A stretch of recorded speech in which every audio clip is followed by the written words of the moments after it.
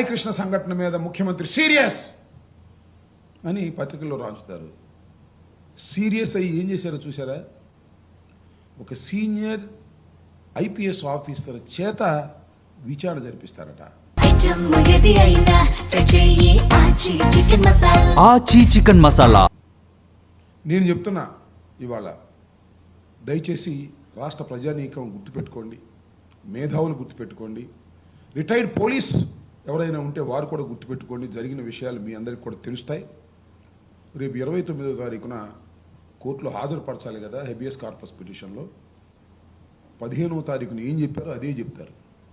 మేము టీమ్స్ విస్తృతంగా తిరుగుతున్నాయి, గాలిస్తున్నాయి, త్వరలో పట్టుకుంటాం, మళ్ళా 29 నుంచి మళ్ళీ ఇంకొక 2 వారాలు టైం ఇవ్వండి అని అడుగుతారు.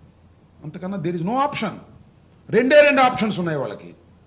ఒకటి ఏంటంటే బతికుంటే తీసుకురావటం. బతికి లేడు, అది ప్రపంచానికి తెలుసు, పోలీసులకు తెలుసు, మీకు తెలుసు, నాకు తెలుసు.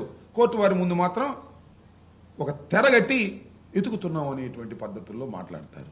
టైం గెయిన్ చేసే కార్యక్రమం చేస్తారు. ఇవాళ సీనియర్ ఐపీఎస్ ఆఫీసర్ చేత చంద్రబాబు నాయుడు గారు ఎంక్వైరీ చేస్తారంటున్నారు కదా, ఆ రిపోర్ట్ కూడా ఎలా ఉంటుందో నేను చెప్తాను, రాసుకోండి. వాళ్ళ సీనియర్ ఐపీఎస్ అధికారి తీవ్రంగా విచారణ చేశాడు. పలువురు వ్యక్తులను విచారించిన తర్వాత తేలిన సంఘటన ఏమిటంటే అతను చాలా నేరాల్లో ముద్దాయిగా ఉన్నాడు, కొంతమంది హత్యకు కూడా పాల్పడ్డాడు, గ్యాంగ్ వార్లు జరుగుతున్నాయి, ఏ గ్యాంగ్ వార్లో ఏమైపోయాడో ఇంతవరకు తెలియట్లేదు, ఇంకా ఎదుగుతున్నాం అని ఖచ్చితంగా పోలీసు వ్యవస్థను కాపాడేటటువంటి పద్ధతుల్లో ఆ ఐపీఎస్ అధికారి ఇవ్వబోతున్నాడు అనేది కూడా నేను ఇవాళ చెప్తాను. ఈ 2 జరుగుతాయి చూడండి. మొదటిది 29వ తారీఖే జరుగుద్ది, నిదానంగా అది కూడా జరుగుతుంది.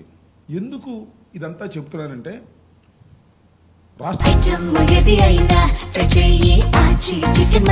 ఆచి చికెన్ మసాలా.